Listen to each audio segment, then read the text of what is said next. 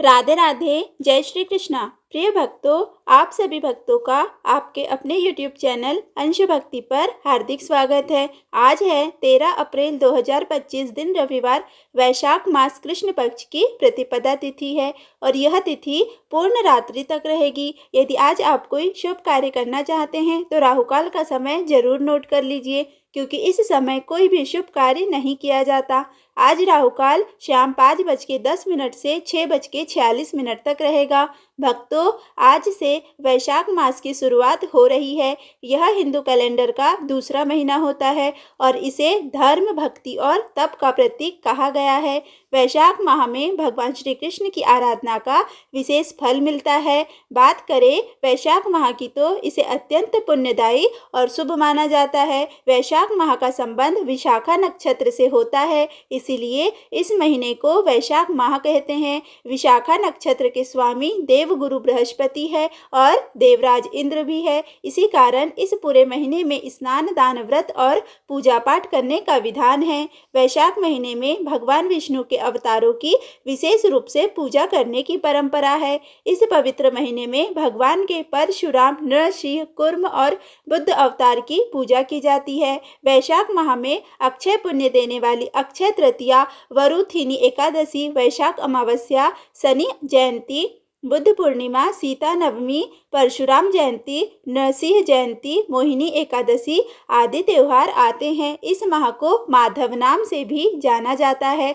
आज से हम इस चैनल पर वैशाख मास की कथा का श्रवण करेंगे। यदि यह कथा आपको अच्छी लगे तो प्लीज़ आप कमेंट में ज़रूर बताइएगा। सबसे पहले यह कथा भगवान विष्णु ने माता लक्ष्मी जी से कही थी, ब्रह्मा जी ने नारद जी से कही थी और नारद जी ने यमराज जी से कही थी।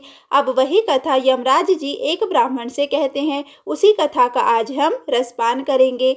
यमराज जी कहते हैं कि ब्राह्मण, पूर्व काल की बात है, महिरथ नाम से विख्यात एक राजा थे। उन्हें अपने पूर्व जन्म के पुण्यों के फल स्वरूप प्रचुर ऐश्वर्य और संपत्ति प्राप्त हुई थी, परंतु राजा राज्य लक्ष्मी का सारा भार मंत्री पर रखकर स्वयं विषय भोग में आसक्त हो रहे थे। वे न प्रजा की ओर दृष्टि डालते थे, न धन की ओर, धर्म और अर्थ का काम भी कभी नहीं देखते थे। उनकी वाणी तथा उनका मन कामनियों की क्रीड़ा में ही आसक्त था। राजा के पुरोहित का नाम कश्यप था। जब राजा को विषयों में रमते हुए बहुत दिन व्यतीत हो गए, तब पुरोहित ने मन में विचार किया, जो गुरु मोहवश राजा को अधर्म से नहीं रोकता, वह भी उसके पाप का भागी होता है। यदि समझाने पर भी राजा अपने पुरोहित के वचनों की अवहेलना करता है तो पुरोहित निर्दोष हो जाता है। उस दशा में राजा ही सारे दोषों का भागी होता है। यह सोचकर उन्होंने राजा से धर्मानुकूल वचन कहा। कश्यप बोले, राजन, मैं तुम्हारा गुरु हूँ, अतः धर्म और अर्थ से युक्त मेरे वचनों को सुनो।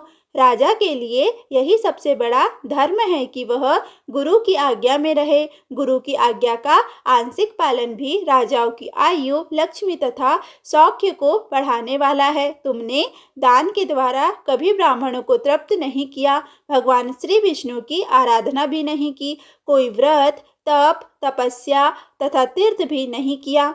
महाराज, कितने खेद की बात है कि तुमने काम के अधीन होकर कभी भगवान के नाम का स्मरण भी नहीं किया। अबलाओं की संगति में पड़कर विद्वानों की संगति नहीं की। जिसका मन स्त्रियों ने हर लिया, उसे अपनी विद्या, तपस्या, त्याग नीति तथा विवेकशील चित्त से क्या लाभ हुआ। एकमात्र धर्म ही सबसे महान और श्रेष्ठ है, जो मृत्यु के बाद भी साथ जाता है। शरीर के उपभोग में आने वाली अन्य जितनी भी वस्तुएं हैं, वे सब यहाँ नष्ट हो जाती है। धर्म की सहायता से ही मनुष्य दुर्गति से पार होता है। राजेंद्र, क्या तुम नहीं जानते, मनुष्यों के जीवन का विलास जल की उत्ताल तरंगों के समान चंचल एवं अनित्य है, जिनके लिए विनय ही पगड़ी और मुकुट है, सत्य और धर्म ही कुंडल है तथा त्याग ही कंगन है। उन्हें जड़ आभूषणों की क्या आवश्यकता है। मनुष्य के निर्जीव शरीर को ढेले और काठ के समान पृथ्वी पर फेंक उसके बंधु बांधव मुंह फेर कर चल देते हैं, केवल धर्म ही उसके पीछे पीछे जाता है। सब कुछ जा रहा है, आयु प्रतिदिन क्षीण हो रही है तथा यह जीवन भी लुप्त होता जा रहा है। ऐसी अवस्थाएं भी तुम उठकर भागते क्यों नहीं? स्त्री, पुत्र आदि, कुटुंब, शरीर तथा द्रव्य संग्रह ये सब पराये हैं, अनित्य है, किंतु पुण्य तथा पाप अपने हैं। जब एक दिन सब कुछ छोड़कर तुम्हें विवशता पूर्वक जाना ही है तो तुम अनर्थ में फंसकर अपने धर्म का अनुष्ठान क्यों नहीं करते? मरने के बाद उस दुर्गम पथ पर अकेले कैसे जा सकोगे, जहाँ न ठहरने के लिए स्थान है, न खाने योग्य अन्न है, न पानी है, न राह खर्च और न राह बताने वाला कोई गुरु ही है। यहाँ से प्रस्थान करने के बाद तुम्हारे पीछे कुछ भी नहीं जाएगा, केवल पाप और पुण्य जाते समय तुम्हारे पीछे पीछे जाएंगे। अतः अब तुम आलस्य छोड़कर वेदों तथा स्मृतियों में बताए हुए देश और कुल के अनुरूप हितकारक कर्म का अनुष्ठान करो, धर्म मूलक सदाचार का सेवन करो। अर्थ और काम भी यदि धर्म से रहित हो तो उनका परित्याग कर देना चाहिए। दिन रात इंद्रिय विजय रूपी योग का अनुष्ठान करना चाहिए, क्योंकि जितेंद्रिय राजा ही प्रजा को अपने वश में रख सकता है। लक्ष्मी अत्यंत प्रगल्भ रमणी के कटाक्ष के समान चंचल होती है। विनय रूपी गुण धारण करने से ही वह राजाओं के पास दीर्घ काल तक ठहरती है। जो अत्यंत कामी और घमंडी है, उनका सारा कार्य बिना विचारे ही होता है। उन मूढ़ चेता राजाओं की संपत्ति उनके आयु के साथ ही नष्ट हो जाती है। व्यसन और मृत्यु, इनमें व्यसन को ही कष्टदायक बताया गया है। व्यसन में पड़े हुए राजा की अधोगति होती है। जो व्यसन से दूर रहता है वह स्वर्ग लोक में जाता है। व्यसन और दुख विशेषतः काम से ही उत्पन्न होते हैं, अतः काम का परित्याग करो। पापों में फंस जाने पर वैभव एवं भोग स्थिर नहीं रहते, वे शीघ्र ही नष्ट हो जाते हैं। चलते, रुकते, जागते और सोते समय भी जिसका चित्त विचार में संलग्न नहीं रहता, वह जीते जी भी मरे हुए के ही तुल्य है। विद्वान पुरुष विषय चिंता छोड़कर समतापूर्ण, स्थिर एवं व्यवहारिक युक्ति से परमार्थ का साधन करते हैं। जीव का चित्त बालक की भांति चपल होता है, अतः उससे बलपूर्वक काम लेना चाहिए। राजन, धर्म के तत्वदर्शी वृद्ध पुरुषों की बुद्धि का सहारा ले पराबुद्धि के द्वारा अपने कुपथगामी चित्त को वश में करना चाहिए। लौकिक धर्म, मित्र, भाई बंधु, हाथ पैरों का चलाना, देशांतर में जाना, शरीर से क्लेश उठाना तथा तीर्थ के लिए यत्न करना आदि कोई भी परम पद की प्राप्ति में सहायता नहीं कर सकते। केवल परमात्मा में मन लगाकर उनका नाम जप करने से ही उस पद की प्राप्ति होती है। इसीलिए राजन, विद्वान पुरुष को उचित है कि वह विषयों में प्रवृत्त हुए चित्त को रोकने के लिए यत्न करे। यत्न से वह अवश्य ही वश में हो जाता है। यदि मनुष्य मोह में पड़ जाए, स्वयं विचार करने में समर्थ हो जाए, तो उसे विद्वान सुहृदों के पास जाकर प्रश्न करना चाहिए। वे पूछने पर यथोचित कर्तव्य का उपदेश देते हैं। कल्याण की इच्छा रखने वाले को हर एक उपाय से काम और क्रोध का निग्रह करना चाहिए, क्योंकि वे दोनों कल्याण का विघात करने के लिए उद्गत रहते हैं। राजन, काम बड़ा बलवान है, वह शरीर के भीतर रहने वाला महान शत्रु है। श्रेय की अभिलाषा रखने वाले पुरुष को उसके अधीन नहीं होना चाहिए, अतः विधि पूर्वक पालन किया हुआ धर्म ही सबसे श्रेष्ठ है। इसीलिए तुम धैर्य धारण करके धर्म का ही आचरण करो। यह श्वास बड़ा चंचल है, जीवन उसी के अधीन है। ऐसी स्थिति में भी कौन मनुष्य धर्म के आचरण में विलंब करेगा? राजन, जो वृद्ध अवस्था को प्राप्त हो चुका है, उसका चित्त भी इन निषिद्ध विषयों की ओर से नहीं हटता। हाय, यह कितने शोक की बात है। पृथ्वीनाथ, इस काम के मोह में पड़कर तुम्हारी सारी उम्र व्यर्थ बीत गई। अब भी तो अपने हित साधन में लगो। राजन, तुम्हारे लिए सर्वोत्तम हित की बात कहता हूँ कि मैं तुम्हारा पुरोहित और तुम्हारे भले भुले कर्मों का भागी हूँ। मुनीश्वरों ने ब्रह्म हत्या, सुरापान, चोरी, गुरु पत्नी गमन आदि महापातक बताए हैं। उनमें से मनुष्यों द्वारा मन, वाणी और शरीर से भी किए हुए जो पाप है उन्हें वैशाख मास नष्ट कर देता है। जैसे सूर्य अंधकार का नाश करता है, उसी प्रकार वैशाख मास पाप रूपी महान अंधकार को सर्वदा नष्ट कर डालता है। इसीलिए तुम विधि पूर्वक वैशाख व्रत का पालन करो। राजन, मनुष्य वैशाख मास की विधि के अनुष्ठान द्वारा होने वाले पुण्य के प्रभाव से जन्म भर के किए हुए घोर पापों का परित्याग करके परम धाम को प्राप्त होता है। इसीलिए महाराज, तुम भी इस वैशाख मास में प्रातः स्नान करके विधि पूर्वक भगवान मधुसूदन की पूजा करो। जिस प्रकार कूटने छाटने की क्रिया से चावल की भूसी छूट जाती है, मांजने से तांबे की कालिख मिट जाती है, उसी प्रकार शुभ कर्म का अनुष्ठान करने से पुरुष के अंतःकरण का मल धुल जाता है।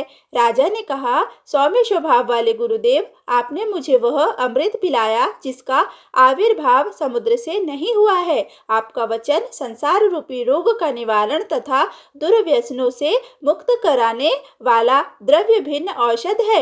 आपने कृपा करके मुझे आज इस औषध का पान कराया है। विप्रवर शतपुरुषों का समागम मनुष्यों को हर्ष प्रदान करने वाली, उनके पापों को दूर भगाने वाली तथा जरा मृत्यु का अपहरण करने वाली संजीवनी बूटी है। इस पृथ्वी पर जो जो मनोरथ दुर्लभ माने गए हैं, वे सभी साधु पुरुषों के संग से प्राप्त हो जाते हैं। जो पाप का अपहरण करने वाली सत्संग की गंगा स्नान कर चुका है, उसे दान, तीर्थ सेवन, तपस्या तथा यज्ञ करने की क्या आवश्यकता है। प्रभो, आज के पहले मेरे मन में जो जो भाव उठते थे, वे सब केवल काम सुख के प्रति लोभ उत्पन्न करने वाले थे, परंतु आज आपके दर्शन से तथा वचन सुनने से उनमें विपरीत भाव आ गया है। मूर्ख मनुष्य एक जन्म के सुख के लिए हजारों जन्मों का सुख नष्ट करता है और विद्वान पुरुष एक जन्म से हजारों जन्म बना लेते हैं।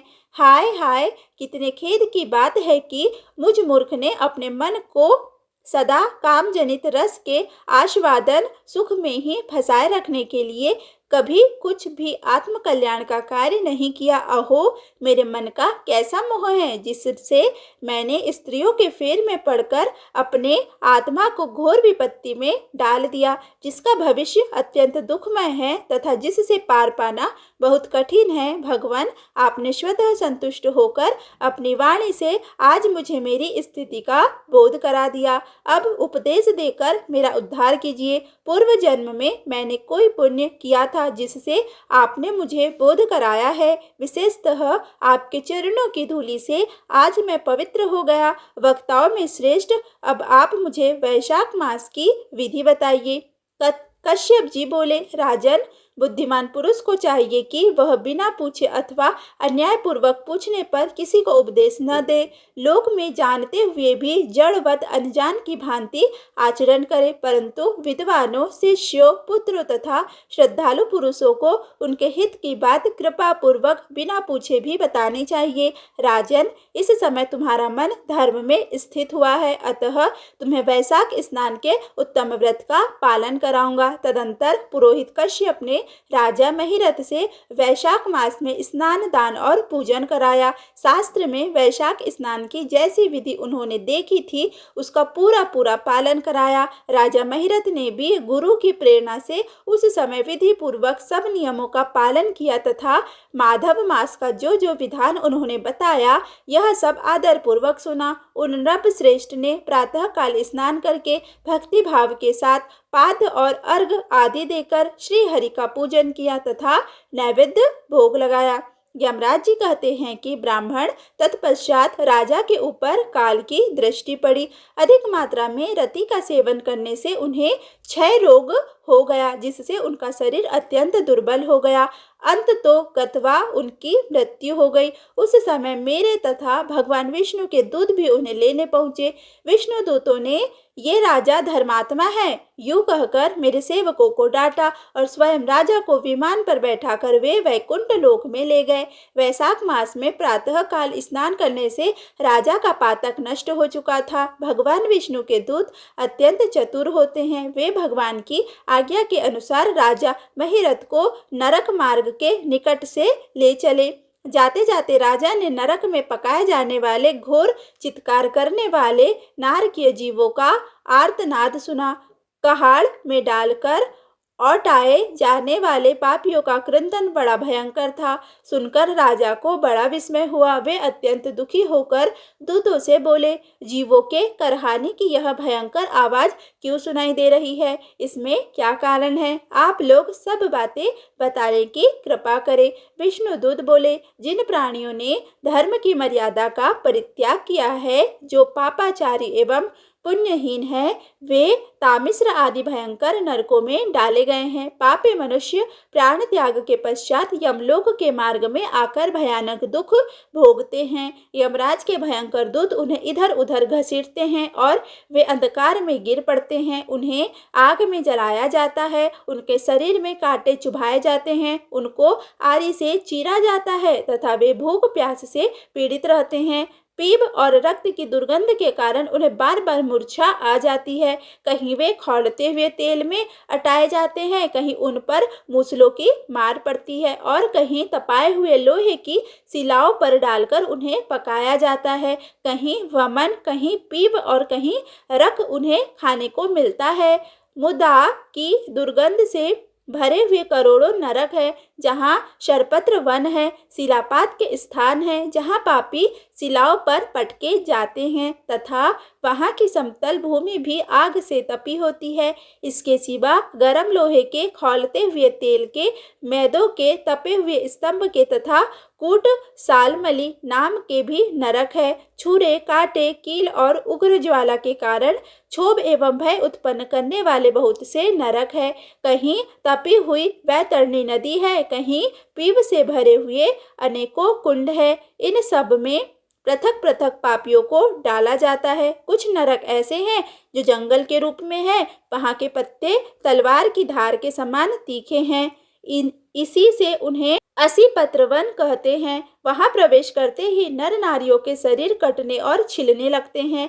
कितने ही नरक घोर अंधकार तथा आग की लपटों के कारण अत्यंत दारुण प्रतीत होते हैं। इनमें बार बार यातना भोगने के कारण पापी जीव नाना प्रकार के स्वरों में रोते और विलाप करते हैं। राजन, इस प्रकार ये शास्त्र विरुद्ध कर्म करने वाले पापी जीव करहाते हुए नरक यातना का कष्ट भोग रहे हैं। उन्हीं का यह क्रंदन हो रहा है। सभी प्राणियों को अपने पूर्वकृत कर्मों का भोग भोगना पड़ता है। पराई स्त्रियों का संग प्रसन्नता के लिए किया जाता है, किंतु वास्तव में वह दुख ही देने वाला होता है।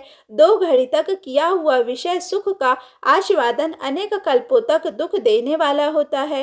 राजेंद्र, तुमने वैशाख मास में प्रातः स्नान किया है, उसकी विधि का पालन करने से तुम्हारा शरीर पावन हो गया है। उससे छूकर बहने वाली वायु का स्पर्श पाकर ये क्षण भर के लिए सुखी हो गए हैं। तुम्हारे तेज से इन्हें बड़ी तृप्ति मिल रही है। इसी से अब ये नरकवर्ती जीव करहाना छोड़कर चुप हो गए हैं। पुण्यवानों का नाम भी यदि सुना या उच्चारण किया जाए तो वह सुख का साधक होता है तथा उसे छूकर चलने वाली वायु भी शरीर में लगने पर बड़ा सुख देती है। यमराज कहते हैं कि करुणा के सागर राजा महिरथ अद्भुत कर्म करने वाले भगवान श्री विष्णु के दूतों की उपर्युक्त बात सुनकर द्रवित हो उठे। निश्चय ही साधु पुरुषों का हृदय मक्खन के समान होता है। जैसे नवनीत आग की आँच पाकर पिघल जाता है, उसी प्रकार साधु पुरुषों का हृदय भी दूसरों के संताप से संतृप्त होकर द्रवित हो उठता है। उस समय राजा ने दूतों से कहा। राजा बोले, इन्हें देखकर मुझे बड़ी व्यथा हो रही है। मैं इन व्यथित प्राणियों को छोड़कर जाना नहीं चाहता। मेरी समझ में सबसे बड़ा पापी वही है जो समर्थ होते हुए भी वेदनाग्रस्त जीवों का शोक दूर न कर सके। यदि मेरे शरीर को छूकर बहने वाली वायु के स्पर्श से वे जीव सुखी हुए हैं तो आप लोग मुझे उसी स्थान पर ले चलिए, क्योंकि जो चंदन वृक्ष की भांति दूसरों के ताप दूर करके उन्हें आद्राहित करते हैं तथा जो परोपकार के लिए स्वयं कष्ट उठाते हैं वे ही पुण्यात्मा है। संसार में वे ही संत है जो दूसरों के दुखों का नाश करते हैं तथा पीड़ित जीवों की पीड़ा दूर करने के लिए जिन्होंने अपने प्राणों के तिनकों के समान निछावर कर दिया है। जो मनुष्य सदा दूसरों की भलाई के लिए उद्गत रहते हैं उन्होंने ही इस पृथ्वी को धारण कर रखा है। जहाँ सदा अपने मन को ही सुख मिलता है वह स्वर्ग भी नरक के समान है। अतः साधु पुरुष सदा दूसरों के मुख से ही सुखी होते हैं। यहाँ नरक में गिरना अच्छा, प्राणों से वियोग हो जाना भी अच्छा, किंतु पीड़ित जीवों की पीड़ा दूर किए बिना एक क्षण भी सुख भोगना अच्छा नहीं है। दूत बोले, राजन, पापी पुरुष अपने कर्मों का ही फल भोगते हुए भयंकर नरक में पकाए जाते हैं। जिन्होंने दान होम अथवा पुण्य तीर्थ में स्नान नहीं किया है, मनुष्यों का उपकार तथा कोई उत्तम पुण्य नहीं किया है, यज्ञ तपस्या और प्रसन्नता पूर्वक भगवान नाम का जप नहीं किया है, वे ही परलोक में आने पर घोर नरकों में पकाए जाते हैं। जिनका शील स्वभाव दूषित है, जो दुराचारी है, व्यवहार में निंदित है, दूसरों की बुराई करने वाले एवं पापी है, वे ही नरकों में पड़ते हैं। जो पापी अपने मर्म भेदी वचनों से दूसरों का हृदय विदीर्ण कर डालते हैं तथा जो पराई स्त्रियों के साथ विहार करते हैं वे नरकों में पकाए जाते हैं। महाभाग भूपाल, जाओ, अब भगवान के धाम को चले। तुम पुण्यवान हो, अतः अब तुम्हारा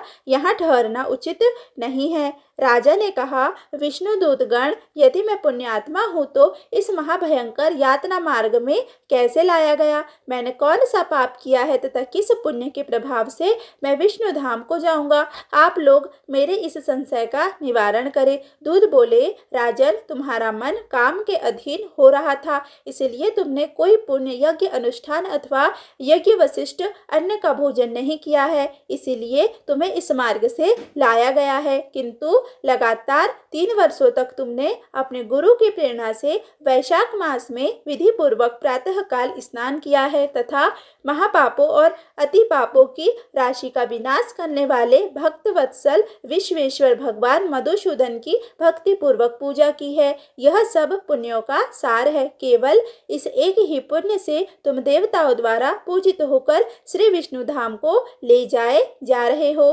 नरेश्वर, जैसे एक ही चिंगारी पड़ जाने से तिनकों की राशि भस्म हो जाती है, उसी प्रकार वैशाख में प्रातः स्नान करने से पाप राशि का विनाश हो जाता है। जो वैशाख में शास्त्रोक्त नियम से युक्त होकर स्नान करता है वह हरि भक्त पुरुष अति पापों के समूह से छुटकारा पाकर विष्णु पद को प्राप्त होता है। यमराज कहते हैं, ब्राह्मण, तब दया सागर राजा ने उन जीवों के शोक से पीड़ित हो भगवान श्री विष्णु के दूतों से विनय पूर्वक कहा, साधु पुरुष प्राप्त हुए ऐश्वर्य का, गुण का और पुण्य का यही फल मानते हैं कि इनके द्वारा कष्ट में पड़े हुए जीवों की रक्षा की जाए।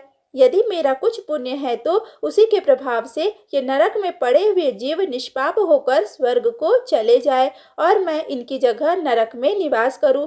राजा के ऐसे वचन सुनकर विष्णु भक्त के मनोहर दूत उनके सत्य और उदारता पर विचार करते हुए इस प्रकार बोले, राजन, इस दया रूप धर्म के अनुष्ठान से तुम्हारे संचित धर्म की विशेष वृद्धि हुई है। तुमने वैशाख मास में जो स्नान, दान, जप, होम, तप तथा देव पूजन आदि कर्म किए हैं वे अक्षय फल देने वाले हो गए।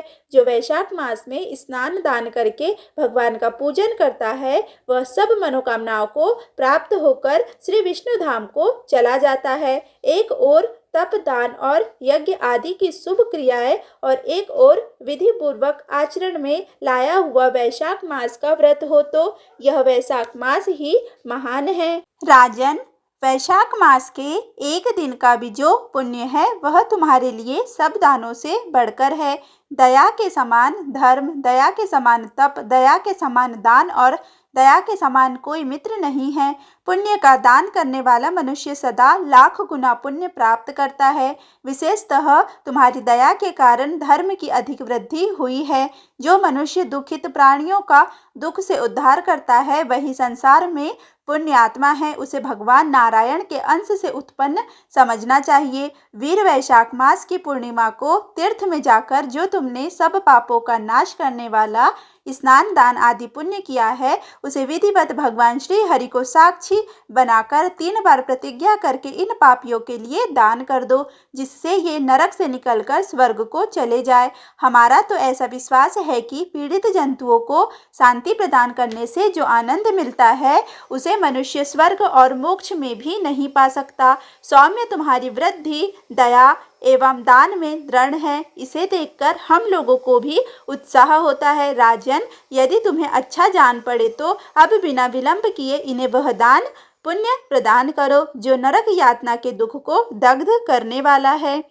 विष्णुदूतों के ऐसा कहने पर दयालु राजा महिरथ ने भगवान गदाधर को साक्षी बनाकर 3 बार प्रतिज्ञा पूर्वक संकल्प करके उन पापियों के लिए अपना पुण्य अर्पण किया। वैशाख मास के एक दिन के ही पुण्य का दान करने पर वे सभी जीव यम यातना के दुख से मुक्त हो गए। फिर अत्यंत हर्ष में भरकर वे श्रेष्ठ विमान पर आरूढ़ हुए और राजा की प्रशंसा करते हुए उन्हें प्रणाम करके स्वर्ग को चले गए। इस दान से राजा को विशेष पुण्य की प्राप्ति हुई। मुनियों और देवताओं का समुदाय उनकी स्तुति करने लगा तथा वे जगदीश्वर श्री विष्णु के पार्षद द्वारा अभिवंदित होकर उस परम पद को प्राप्त हुए जो बड़े बड़े योगियों के लिए भी दुर्लभ है। द्विज श्रेष्ठ, यह वैशाख मास और पूर्णिमा का कुछ महात्म यहाँ थोड़े में बतलाया गया। यह धन, यश, आयु तथा परम कल्याण प्रदान करने वाला है। इतना ही नहीं, इससे स्वर्ग तथा लक्ष्मी की भी प्राप्ति होती है। यह प्रशंसनीय महात्मा अंतःकरण को शुद्ध करने वाला और पापों को धो डालने वाला है। माधव मास का यह महात्मा भगवान माधव को अत्यंत प्रिय है। राजा महिरथ का चरित्र और हम दोनों का मनोरम संवाद सुनने, पढ़ने और विधि पूर्वक अनुमोदन करने से मनुष्य को भगवान की भक्ति प्राप्त होती है, जिससे समस्त क्लेशों का नाश हो जाता है। सूत जी कहते हैं कि धर्मराज की यह बात सुनकर वह ब्राह्मण उन्हें प्रणाम करके चला गया। उसने भूतल पर प्रतिवर्ष स्वयं तो वैशाख स्नान की विधि का पालन किया ही, दूसरों से भी करवाया। यह ब्राह्मण और यम का संवाद मैंने आप लोगों से वैशाख मास के पुण्यमय स्नान के प्रसंग में सुनाया है। जो एक चित्त होकर वैशाख मास के महात्मा का श्रवण करता है वह सब पापों से मुक्त होकर श्री विष्णु के परम पद को प्राप्त होता है। प्रिय भक्तों, अब हम आगे के वीडियो में श्री विष्णु चालीसा का श्रवण करेंगे। विष्णु सुनिए विनय, सेवक की चितलाए, कीरत कुछ वर्णन करूं, दीजिए ज्ञान बताए। नमो विष्णु भगवान खरारी, कष्ट नसावन अखिल बिहारी। प्रबल जगत में शक्ति तुम्हारी, त्रिभुवन फैल रही उजियारी। सुंदर रूप मनोहर सूरत, सरल स्वभाव मोहिनी मूरत। तन पर पीताम्बर अति सोहत, बैजंती माला मनमोहत। शंख चक्र कर गदा विराजे, देखत दैत्य असुर दल भाजे। सत्य धर्म मद लोभ न गाजे, काम क्रोध मद लोभ न छाजे। संत भक्त सज्जन मनरंजन, धनुज असुर दुष्टन दल गंजन। सुख उपजाए कष्ट सब भंजन, दोष मिटाए करत जन सज्जन। पाप काट भव सिंधु उतारन, कष्ट नाश कर भक्त उबारन। करत अनेक रूप प्रभु धारण, केवल आप भक्ति के कारण। धरण धेनु बन तुम ही पुकारा, तब तुम रूप राम का धारा। भार उतार असुर दल मारा, रावण आदिक को संहारा। आप वराह रूप बनाया, हरणाक्ष को मार गिराया। धर्म तस तन सिंधु बनाया, 14 रत्नन को निकलाया। अमिलक असुरन द्वंद्व मचाया, रूप मोहिनी आप दिखाया। देवन को अमृत पान कराया, असुरन को छवि से बहलाया। कुर्म रूप धर सिंधु मछाया, मंदरांचल गिर तुरत उठाया। शंकर का तुम फंद छुड़ाया, भस्मासुर को रूप दिखाया। वेदन को जब असुर डुबाया, कर प्रबंध उन्हें ढूंढवाया। मोहित बनकर खल ही नचाया, उसी ही कर से भस्म कराया। असुर जलंधर अति बलदाई, शंकर से उनकी न लड़ाई। हार पार शिव सकल बनाई, कीन सती से छल खल जाई। सुमिरन कीन तुम्हें शिवरानी, बतलाई सब विपद कहानी। तब तुम बने मुनीश्वर ज्ञानी, वृंदा की सब सुरति भुलानी। देखत तीन दनुज सैतानी, वृंदा आए तुम्हें लपटानी। हो स्पर्श धर्म क्षति मानी, हना असुर उर शिव सैतानी। तुमने ध्रुव प्रहलाद उबारे, हिरणाकुश आदिक खल मारे। गणिका और अजामिल तारे, बहुत भक्त भव सिंधु उतारे। हरहु सकल संताप हमारे, कृपा करो हरि सिरजनहारे। देखो हो मैं निज दर्श तुम्हारे, दीन बंधु भक्तन हितकारे। चहत आपका सेवक दर्शन, करहु दया अपनी मधुसूदन। जानो नहीं योग्य जप पूजन, होय यज्ञ स्तुति अनुमोदन। शील दया संतोष सुलक्षण, विदित नहीं व्रत बोध विलक्षण। करहु आपका किस विधि पूजन, कुमति विलोक होत दुख भीषण। करहु प्रणाम कौन विधि सुमिरन, कौन भांति में करहु समर्पण। सुर मुनि करत सदा सेवकाई, हर्षित रहत परम गति पाई। दीन दुखिन पर सदा सहाई, निज जन जान लेव अपनाई। पाप दोष संताप नशाओ, भव बंधन से मुक्त कराओ। सुख संपत्ति दे सुख उपजाओ, निज चरणन का दास बनाओ। निगम सदा ये विनय सुनावे, पढ़े सुने जो जन सुख पावे। प्रिय भक्तों, आज का अध्याय यहीं पर समाप्त हुआ। यदि यह वीडियो आपको अच्छा लगा हो तो प्लीज़ वीडियो को लाइक करें, वीडियो को ज़्यादा से ज़्यादा शेयर करें तथा चैनल पर पहली बार आए हैं तो चैनल को सब्सक्राइब करना बिल्कुल भी ना भूलें। धन्यवाद।